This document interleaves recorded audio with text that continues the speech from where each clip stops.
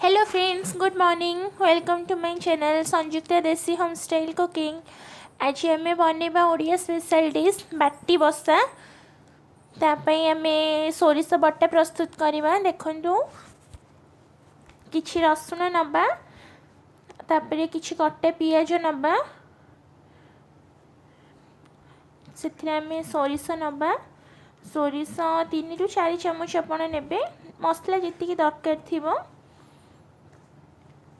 सोरिष बटा देखु नहीं गलु आम सोरिष ए स्वाद सुखिला लंका नबा। आपण कंचा लंका भी यूज करें। बाटन प्रस्तुत हो गला। एटा सोरिष देखु तार कंसिस्टेंसी एमती सोरिष बटार। एबे जह्नी को छोट छोट पीस काटी नबा, टमाटो भी काटी नबा। कड़ाई रे तेल दबा। तेल बेसी जमी गरम ही नथिबो, ठंडा तेल रे आम देखते एम मसलाटा को भल भाव करनबा। ताकू तेल रे कषि नबा। सोरिष मसला प्रस्तुत हो। देखु ये आपण प्रस्तुत करेंगे। सोरिषर कंचा अंशटा जमी पलैब। एबे से आम हल्दी नबा अल्प परिमाण रे, लुण स्वाद अनुसार नेबे। से आम जीरा गुंड टिके पकेबा। मसलाटा देखु टोटाली तले चिपकबनी जमी सेमती करेंगे। एबे कटा होइथिबा टमाटो पकईनबा। ताको भल भाव मिक्स करनबा।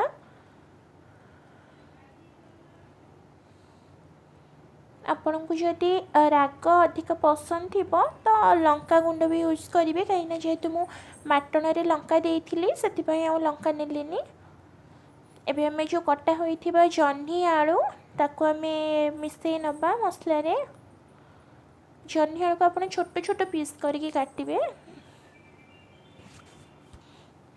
ताको भल भाव ऊपर तल कर मिसई नबा।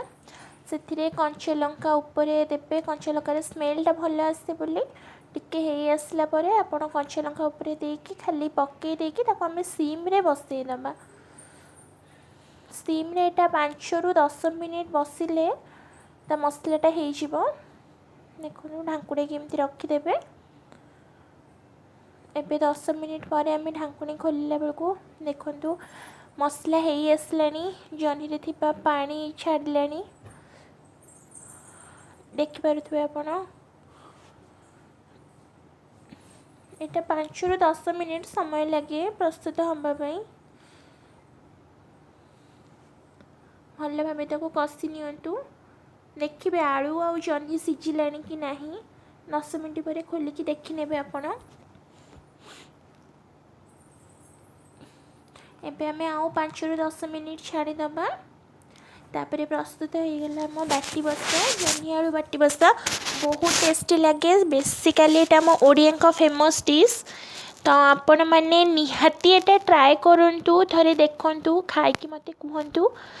लाइक करंतु, कमेंट करंतु, केमती लागिला मते निहाती जणाइबे। Thank you.